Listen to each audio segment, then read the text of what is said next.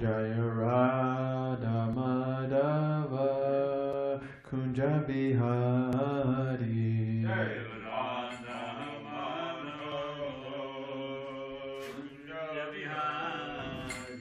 Jaya Radha Madhava Kunja Bihari.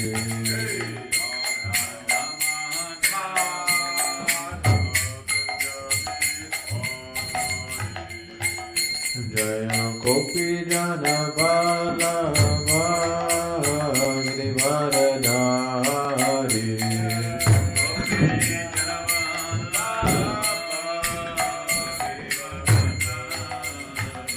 Jaya Gopi Jana Vallabha Giridharadhari.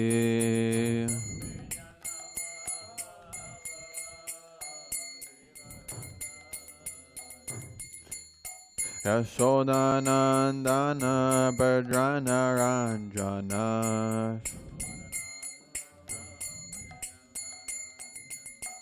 Yashodanandana Bhadrana Ranjana.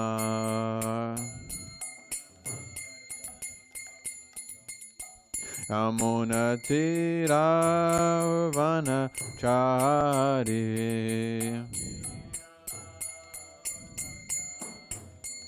Amona Tiravana-chari.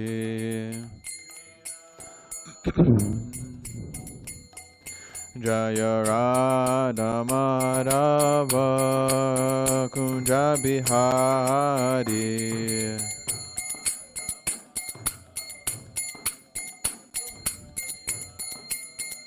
Jaya Radha Madhava Kunja Bihari.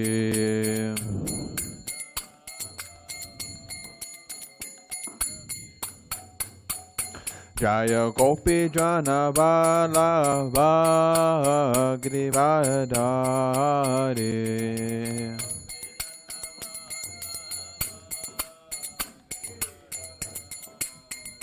Jaya Gopi Jana Vallabha Giridharadhari.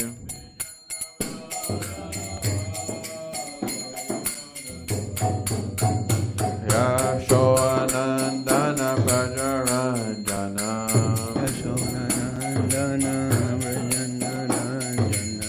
Yashodanandana Brajaranjana.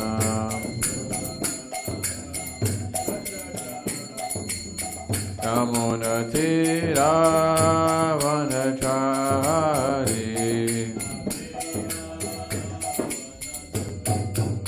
Yamuna Tiravana-chari.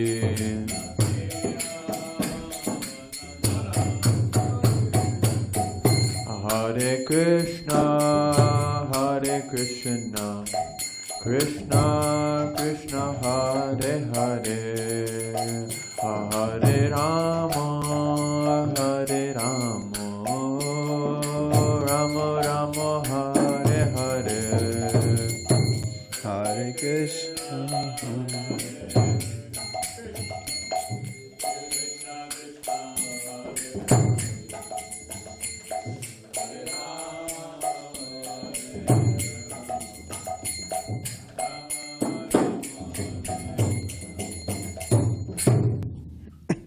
Thank you to my dear friend Sankarsana Das Brahmachari. Jayam Vishnu Pad Paramahamsa Pravikachari Ashtrashar Srimad A.C. Bhaktivedanta Swami Maharaj Prabhupada Ki Jai. ISKCON founder Acharya Srila Prabhupada Ki Jai. Jayam Vishnu Pad Paramahamsa Pravikachari Ashtrashar Srimad Bhakti Siddhanta Saraswati Goswami Maharaj Prabhupada Ki Jai. Namacharya Srila Haridas Thakur Ki Jai. Prem se ko Shri Krishna Chaitanya Prabhu Nityananda Shri Advaita Gadadhara Shivas Adigaura Bhakta Vrinda Ki Jai. Shri Shri Radha Krishna Gopa Gopinath Shamakun Radhakun Giri Govardhan Ki Jai. Shri Mayapur Dham Ki Jai. Shri Vrindavan Dham Ki Jai. Jagannath Puri Dham Ki Jai. Ganga Mai ki jai, Yamuna Mai ki jai, Bhakti Devi ki jai, Tulsi Devi ki jai, Nantikoti Vaishnav Vrinda ki jai, Shri Harinam Sankirtan ki jai, Grantaraj Srimad Bhagavatam ki jai, Samaveda Bhakta Vrinda ki jai, Gaura Premanande. All glories to the assembled devotees. All glories to the assembled devotees. All glories to the assembled devotees. All glories to Shri Guru and Shri Gauranga. All glories to Prabhupada. Narayanam Namaskritya Naram Chaiva Narottamam Devam Saraswatim Vyasam Tato Jayam Urdayet Nasta Praisa Bhadreshu Nityam Bhagavata Sevaya Bhagavat Uttama Shloke Bhaktir Bhavati Naishtaki Om Namo Bhagavate Vasudevaya Om Namo Bhagavate Vasudevaya Om Namo Bhagavate Vasudevaya.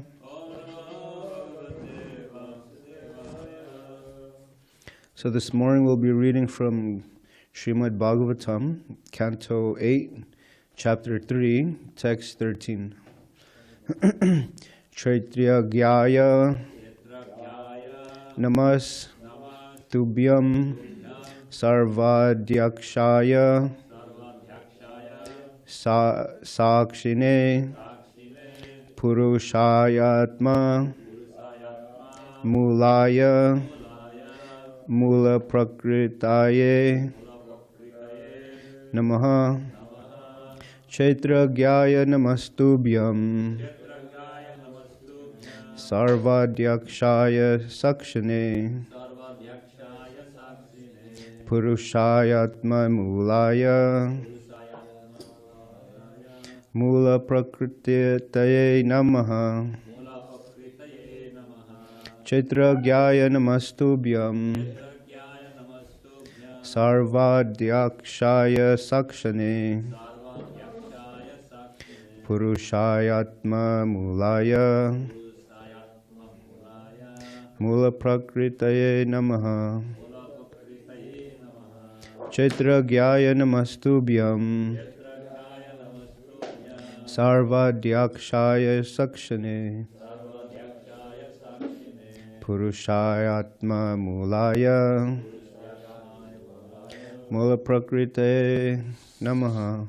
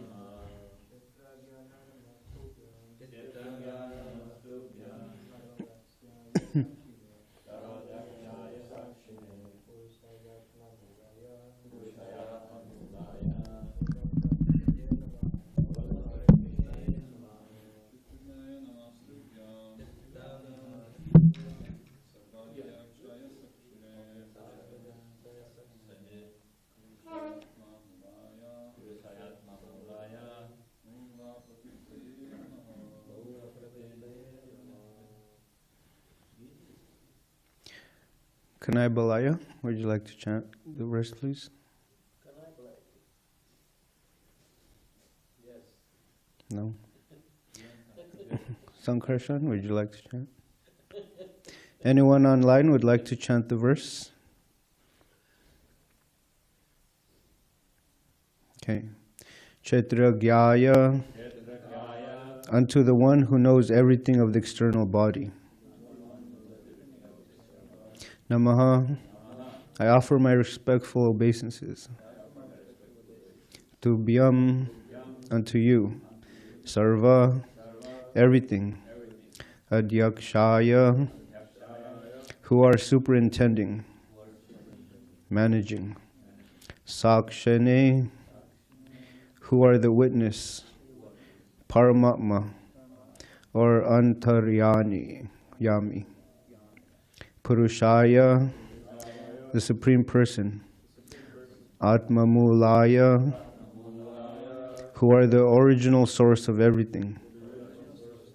Mula Prakritaye, unto the Purusha avatar, the origin of Prakriti and Pradhana. Namaha, I offer my respectful obeisances. Translation and purport by His Divine Grace, A.C. Bhaktivedanta Swami Srila Prabhupada. I beg to offer my respectful obeisances unto you, who are the Super Soul, the superintendent of everything, and the witness of all that occurs. You are the Supreme Person, the origin of material nature and of the total material energy. You are also the owner of the material body, therefore you are the Supreme Complete. I offer my respectful obeisances unto you. Purport. In Bhagavad Gita 13.3, the Lord says, Chetra gyayam chapi mam vidi sarva chetreshu bharata. O sign of Bharata, you should understand that I am also the knower in all bodies. Every one of us is thinking, I am this body, or this is my body. But actually, the truth is different. Our bodies are given to us by the Supreme Proprietor. The living entity, who is also Kshetragya, or the knower of the body, is not the body's only proprietor.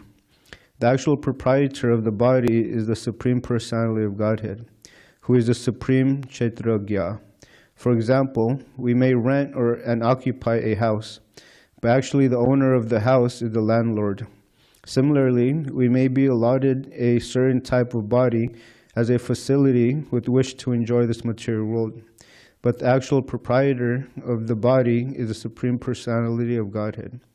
He is called Sarvadhyaksha because everything in the material world works under his supervision. This is confirmed in Bhagavad Gita 9.10, wherein the Lord says, Mayadhyakshena prakriti suyati sacharacharam. This material nature, working under my direction, O son of Kunti, is producing all moving and non-moving beings. From Prakriti, or material nature, come so many varieties of living entities, including aquatics, plants, trees, insects, birds, animals, human beings, and demigods. Prakriti is the mother, and the Supreme Personality of Godhead is the father. Aham bija pradapita. Prakriti can give us material bodies, but as spirit souls we are parts and parcels of the Supreme Personality of Godhead. This is confirmed in Bhagavad Gita 15.7. Mamai Bamsho Jiva Loke Jiva Bhutas Natana. The living entity, being part and parcel of God, is not a product of this material world. Therefore, the Lord is describing this verse as Atma Mula, the original source of everything. He is the seed of all existences, Bijam Mam Sarva Bhutanam. In Bhagavad Gita 14.4, the Lord says, Sarva Yoneshu Konteya Murtaya Sambhavantiya Tasam Brahman Mahadyonir Aham Bija Pradapita. It should be understood that all living entities in all species of life, O son of Kunti, are made possible by birth in this material world, and that I am the seed-giving father.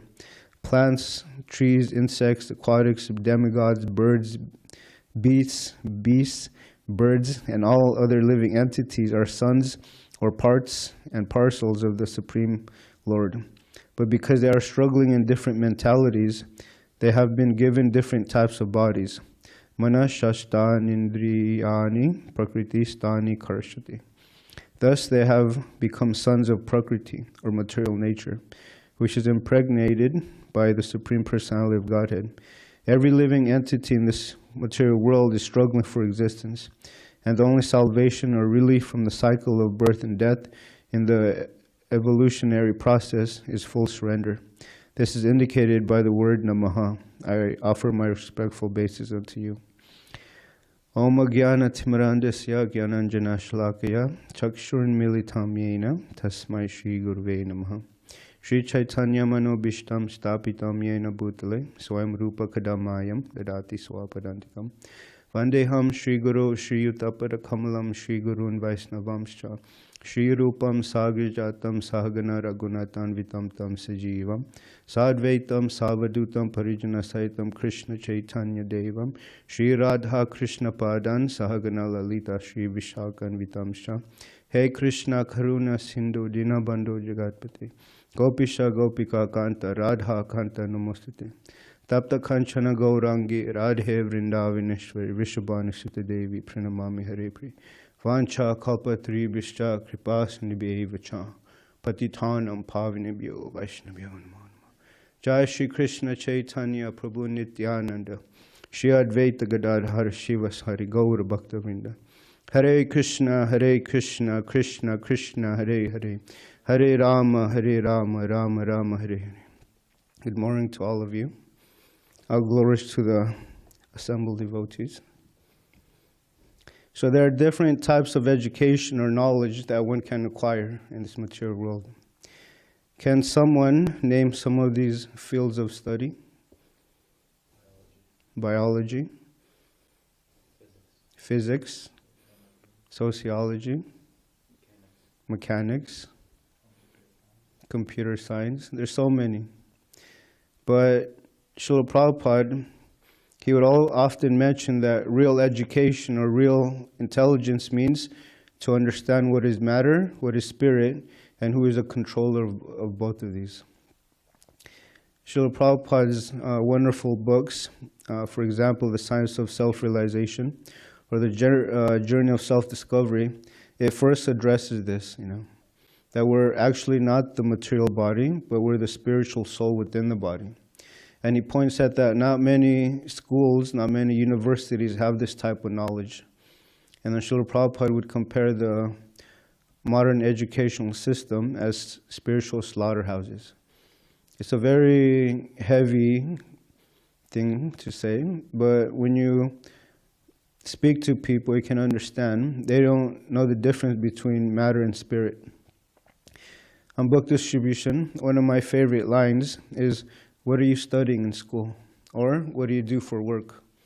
And people would often tell me, "I'm studying psychology, I'm this, I'm an engineer, I'm a psychologist."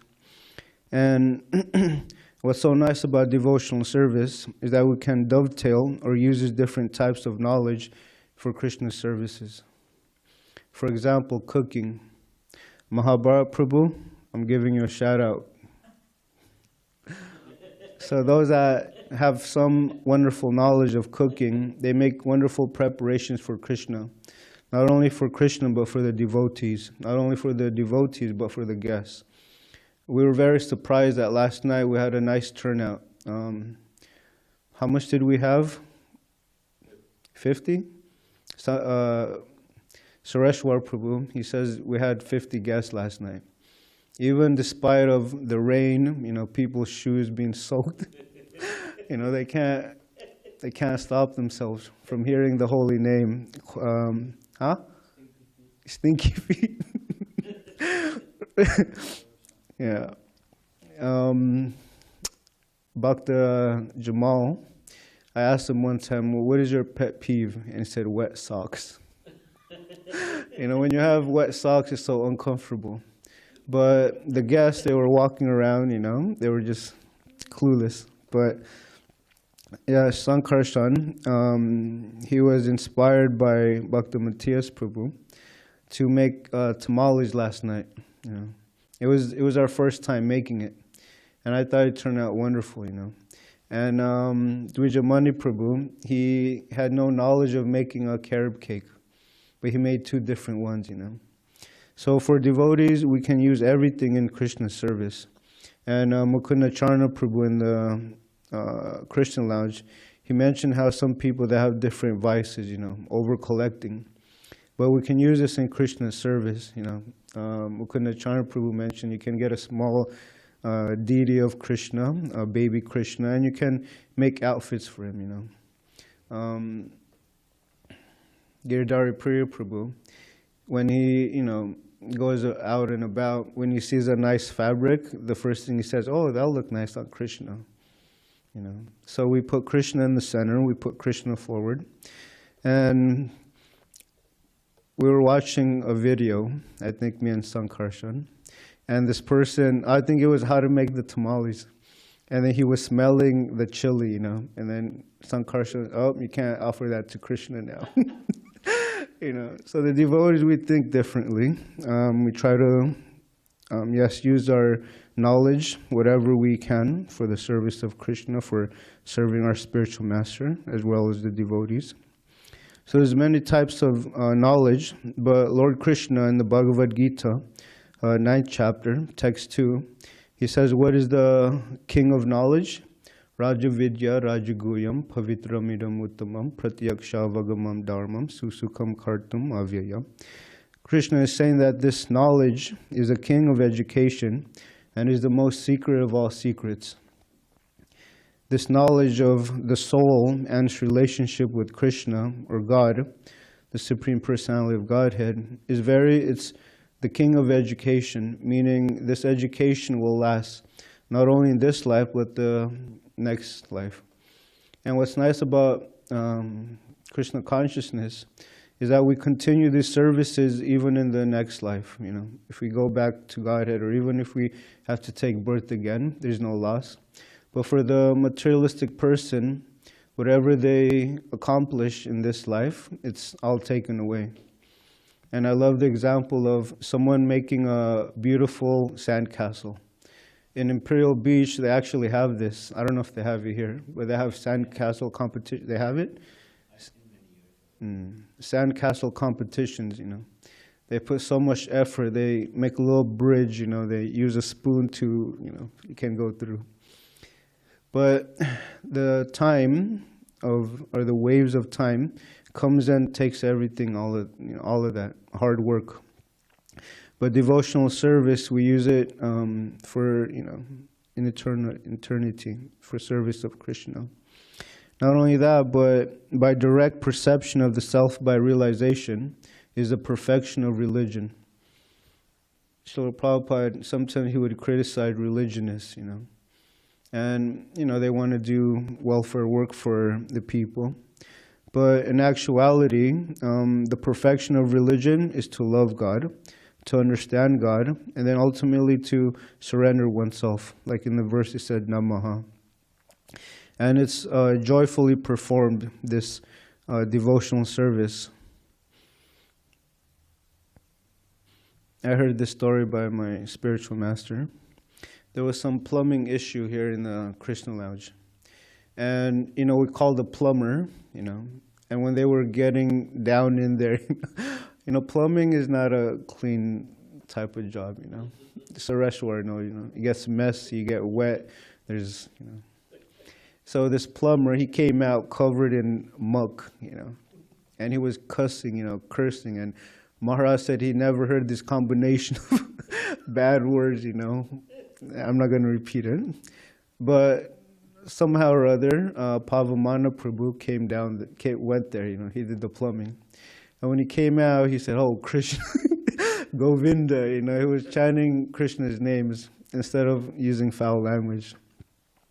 So even if we are having difficulties in devotional service, somehow or other, there's certain principles that don't change no matter what. That is who we are, parts and parcels of Krishna, and that Krishna is God. One time I was driving Maharaj to the doctor's office, and he got a really bad phone call, bad news about the temple in Escondido. And after he hung up, he says, well, Bhakta Glenn, Krishna is still God. and when I was hearing that, it just made me realize, yeah, people change occupations all the time. But the devotees, we know the core of life, which is to understand Krishna. And we shouldn't judge others based on their physical appearance, but we can understand their personality based on their words. A wonderful example is Jadabara and King Maharaj Rahugana. Jadabara, he was forced to carry the palanquin. Many people have different. So to carry the palanquin of the king, because he was, he looked very strong, and they needed a fourth carrier. But what was strange with Jadabara was that he didn't protest. He carried the palanquin, but he was carrying in such a way where it was making the palanquin kind of wobbly.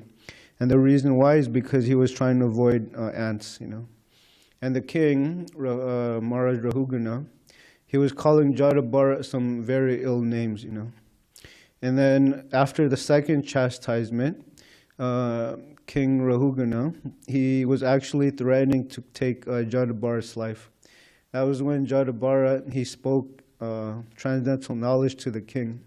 And then the king actually took initiation from him. He apologized. And, he was questioning, why are you in this, position of, acting dumb? So Jadabara, he revealed his previous lives to this king. So hearing the instructions of Jadabara, it awakened the king's real knowledge, so we need to hear. And Srila Prabhupada, he would always emphasize on Vani more than Vapu. Vani, these are the words or the instructions of the spiritual master.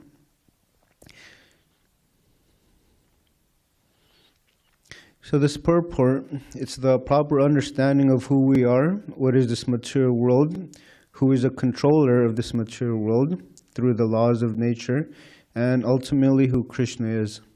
This purport, it's such a wonderful purport because if someone new comes, we can just have them read this. And they can understand who they are, what is this material world, and how she doesn't act on her own, but Krishna actually directs her. And then ultimately, it ends with surrendering to Krishna. And that's actually our best interest, is to surrender to Krishna, since he mentions we are eternally parts of Krishna, fragmental parts. Sometimes on book distribution, people ask us, what's that on your forehead? Dvijamani Prabhu, he was mentioning how someone asked him or told him, you have bird poop on your forehead. People have... So anyway, someone asked me this one time, and I told them this sacred marking, it's meant to remind myself and others that this body is a temple for God. And when they hear this, they appreciate it, And I told them we actually mark our bodies in 12 different places. Tilak, Gopi Chandan. And yeah, it's a reminder to ourselves and others that we should use this body in the service of Krishna.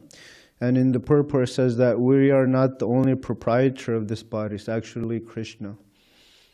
Like the example of someone having a house. He may think he owns the house, but the actual owner is the landlord, and they can kick us out. Srila Prabhupada said, when the tenant is arguing with the landlord can kick him out, So similarly, when Krishna wants, we can leave this body, So it's very important to understand that. One of the guests yesterday is Reggie. I think some of you know him. Yesterday, he was actually asking some nice questions, He said, if you don't notice, he doesn't chant, He doesn't chant. But he said, what happens if I just come in here, like I don't chant? And I said, that's glorious, And I was explaining to him, even just by hearing Krishna's name, and I told him, you don't, from what we understand is that you take a human birth again. So the soul doesn't have to go through these different evolutionary processes like Srila Prabhupada mentions. You automatically acquire a human birth. And then he said, why is that so important? And I said, do you see animals in the church, in the temple, in the mosque? You don't see them. So I said, the special function of the human being is that we can try to understand God. And then he understood this. And then he was asking more questions about karma, reincarnation, what is the difference between reincarnation and incarnations of Krishna. So I was explaining this to him. And there's this guest also, her name is Stephanie. I guess it's a very popular thing now, but people hear of our guest through this, what is it called? Eventbrite.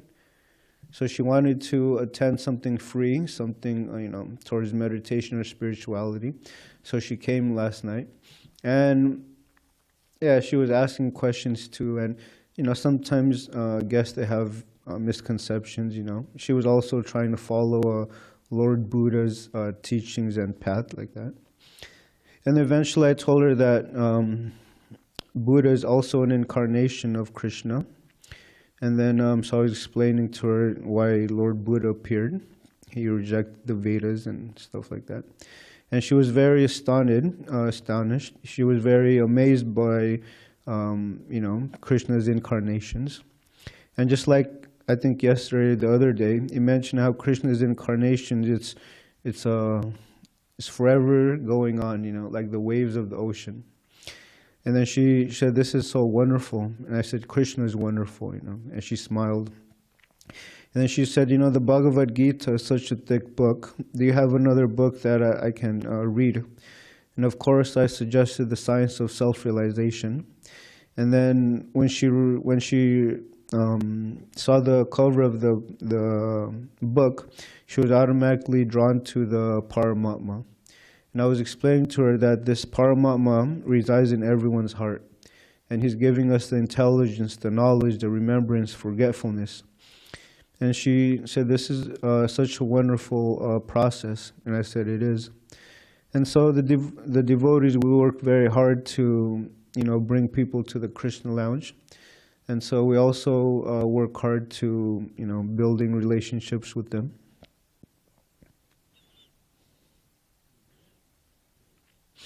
I think it was Dravida Prabhu. He said, just like devotees, we enter the temple for worship.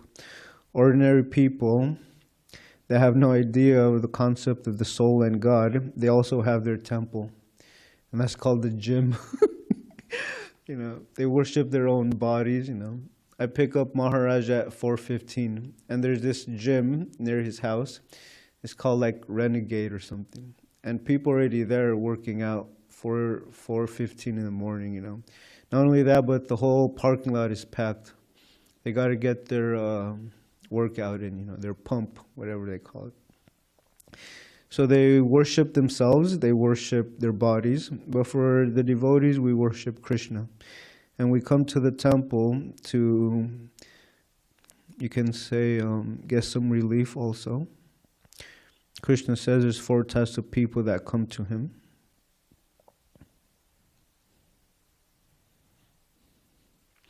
In the purport, it says that similarly, we may be allotted a certain type of body as a facility with which to enjoy this material world. But the actual proprietor of the body is the Supreme Personality of Godhead. Most people, they think that they've chosen the family that they're born into. They think that they were able to decide on what type of body they get, But that's not the fact. According to one's karma and desires, material nature gives us a body, according to that. And then we try to enjoy this material world like that. Some people come to this world with this idea of, Okay. And what I love about the purport is that it mentions how Krishna is the seed-giving father. And when people understand this, that God, Krishna, He's the father of everyone, and then we can see each other as brothers and sisters instead of, thinking, oh, you're from Argentina, you're from Venezuela, you're from Mexico, you're from Russia, or you're from, Philippines, or you're from Nebraska, Chad. But yeah, we see each other as parts and parcels of Krishna. And in my previous talk in the Krishna Lounge, I didn't know if I should bring this up, because it was mentioning the three modes of material nature. And in that chapter, it mentions how the material world is like the mother, and then Krishna is the seed-giving father. And some of these guests that we have, they have this wrong conception that, God is a female, or why does God have to be a male, So I didn't want to get into that, so I avoided that. But Srila Prabhupada points out, without the seed of the father, a child birth will not take place.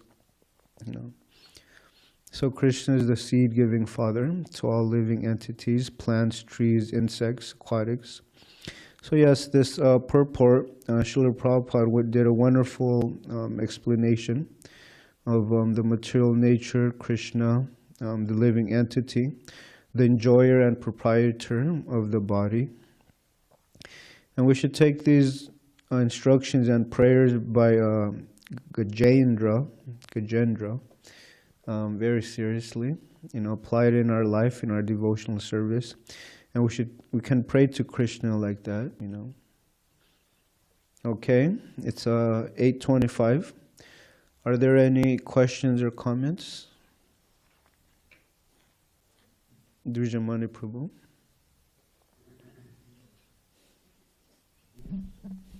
You mentioned the verse from the Bhagavad Gita 9:2, and so we know philosophically that there's a difference of the body and soul. That's one first step we take in spiritual life. Then the text says it's perceivable by realization. So what does that mean? How do we actually realize the soul? Okay. Well, Srila Prabhupada said, since we can't see the soul, we can perceive the soul by two symptoms. One is consciousness and one is life. When you ask people, like Srila Prabhupada, he would always ask, what's the difference between a living body and a dead body? And people would say consciousness, or the soul, or the spirit. So consciousness and life are the symptoms of the soul. And by realization, I think one example Srila Prabhupada would point out is that, when you ask people, what is that part of your body, people would say, my hand, my leg, my body. And Srila Prabhupada says that my indicates owner of the body, We don't say I mind, I leg, but we say my head. So who is that my, or that I that's thinking my? And we can understand there's something different from the body. And then that is the soul. And also by realizing and reading Srila Prabhupada's books, we can understand that, this body is nothing but a lump of matter, And Srila Prabhupada would describe it with wonderful words, mucus, blood, bones, feces, So I hope that answered your question. I'm not sure if do you have anything to say about that? That's again the philosophical understanding, but that's not really Vigyan, realization. At least How would you answer your question? Would realize knowledge? Not sure. I have a comment, if I may. Liquid beauty. Okay, Maitreya Prabhu. Thank you, Hare Krishna Prabhu. Very nice class. Did you say before 4:30 you saw people at the gym already working out? Yes, That's Prabhu. crazy. So we have our Mongol Artik, auspicious Artik, and they have their inauspicious Artik. Exactly. Worshiping their bodies early in the morning.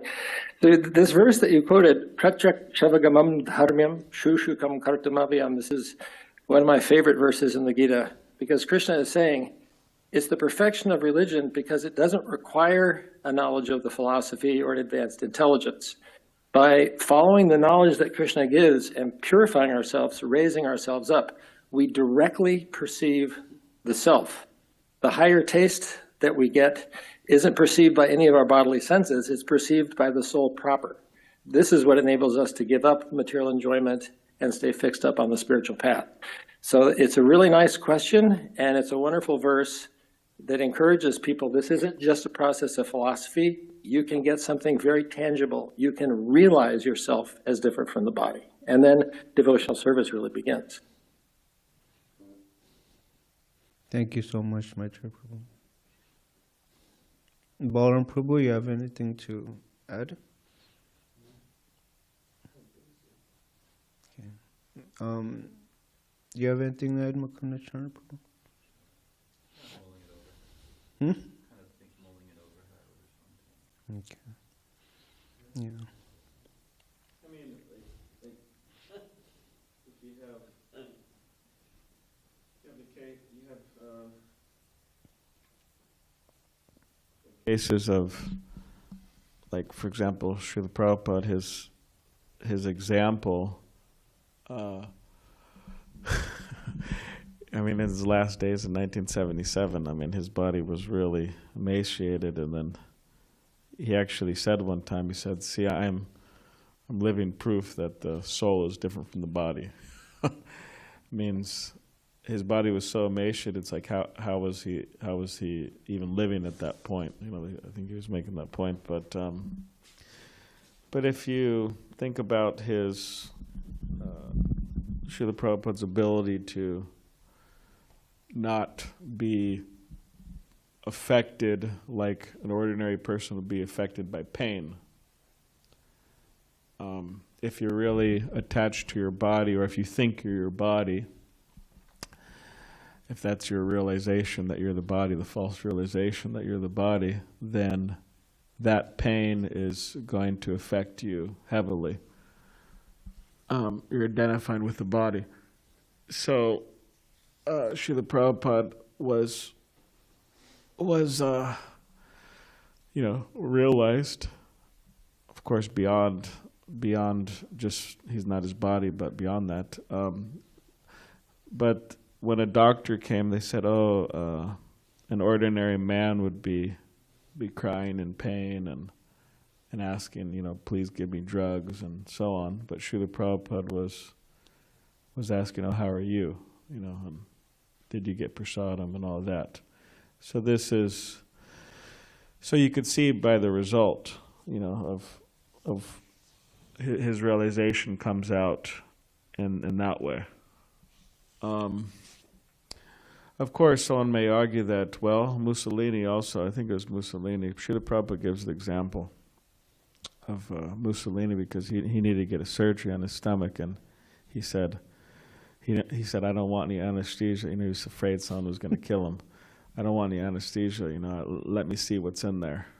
So they actually did the surgery while he was wide awake, on his stomach, cut open his stomach apparently. That's probably gives that example. Now, of course, who knows, maybe it was, it's not uncommon for these guys, these warlords and all these people to take heavy, like methamphetamine or whatever.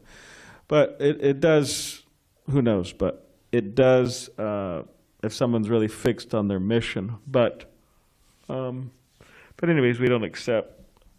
But we also accept, at least we accept this philosophically, that if one has realized that they're not their body, that they're the soul, then just like Srila Prabhupada gave the example in relation to pain.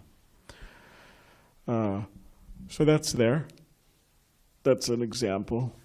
Or what about death? I mean, if somebody is thinking that they're their body, then they're very fearful.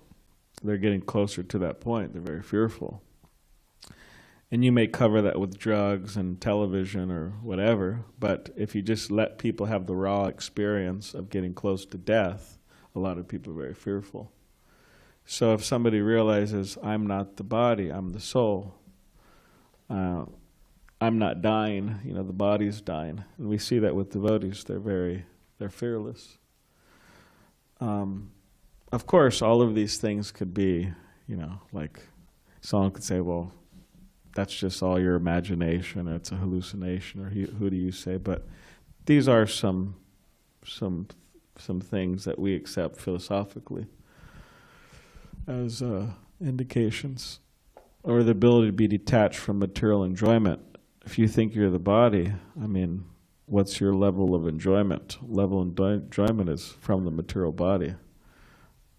But if you realize you're not the material body, then you're able to have happiness on a whole nother level, and not be whipped around by the pushings of the body. That's another thing. Anyways. Thank you, Bob. Hare Krishna. Just a second, Vijay Krishna Prabhu Mukunda. Something I was Of course, I can wait. Something I was thinking regarding Dujamani's question, because he's asking, well, it's saying that by this process, you get direct perception of the self by realization. And so, well, what's that experience? Because, direct perception of the self. And not just that you philosophically know you're not the body, but like direct perception. So it seems like if we look at, well, what is perception of like the non-self? Like what's like the illusory perception look like? Well, the grossest one is that I'm this body. And so then what's the perception? What's that kind of perception? Well, like you're looking, it's physical perception, you're looking at the body. But, so fine, we're physically looking at something that we're not. Now when it comes to consciousness, because that's what we are, we're actually consciousness. You can't look at consciousness. Perception of consciousness is experience. So the perception of the body, you can physically see it. But perception of the self, isn't that like you close your eyes and you have like some two-dimensional or three-dimensional picture of my actual self? Like, like we see like on the SSR cover, the little, something like that, we're seeing, okay, the self, some like the little spark or something. So it's not a picture, it's rather the real self is consciousness, and that's an experience. So, but then even when it comes to consciousness, we can experience illusory consciousness or our real consciousness. We can experience ourself as consciousness covered by different modes. So if we say that we can like perceive ourself, if we think about it, we can perceive ourself enjoying hurting somebody, or like defeating somebody, or we can like perceive ourselves, how about this? We can perceive ourselves, witness ourselves enjoying alcohol. And that's not, we're not looking at the body, we're looking at the self, we're looking at our consciousness, we're experiencing ourselves enjoying something. But then philosophically we can say that, well, that's not actually the self, that's the self covered by the modes of nature, so it's not really the self. But if you're engaging in Krishna consciousness and you can experience yourself like enjoy serving Krishna, and that actually is yourself. So you can actually experience, you can actually perceive yourself enjoying something which is actually not just like the modes or the body acting and enjoying. You can actually see yourself, your actual consciousness, experience something that's true, that's real. It's actually your nature. So by experiencing yourself being happy, chanting, happy serving, happy in kirtan or something, often it's mixed, fine, but you're getting some perception of your actual consciousness. That was something I was... Thank you, Mukunda. That's true, Chanting, one experiences like this feeling, it's not ordinary. Okay, Vijay Krishna Prabhu. Yes, Govardhan Prabhu. My question is related to the contribution offered to the Sangha by Maitreya Prabhu. He did mention Bhagavad Gita. The last instruction of Bhagavad Gita, and you know this better than me, is chanted by Lord Krishna to Arjuna, and it goes as follows. Lord Krishna chants to Arjuna, surrender unto me, become my devotee. Those are the last instructions and final instructions of Bhagavad Gita.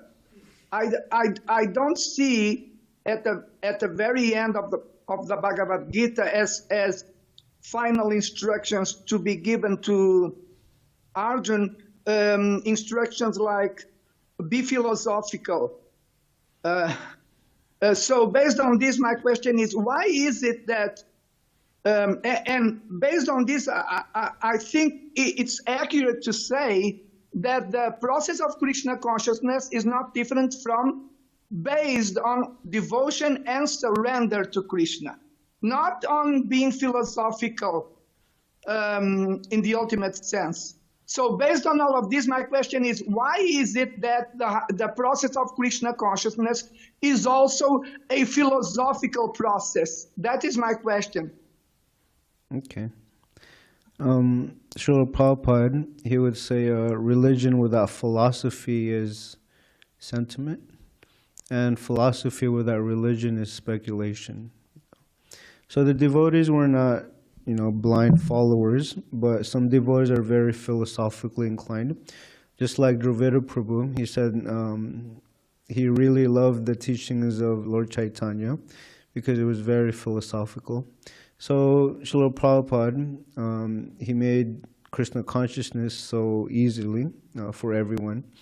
Whether one likes music, honoring prasadam, or philosophically, all of our books are there, just so the devotee can stick to devotional service. But I should have wrote your question down. But what else did you say, Vijay Krishna Prabhu? Some people could argue that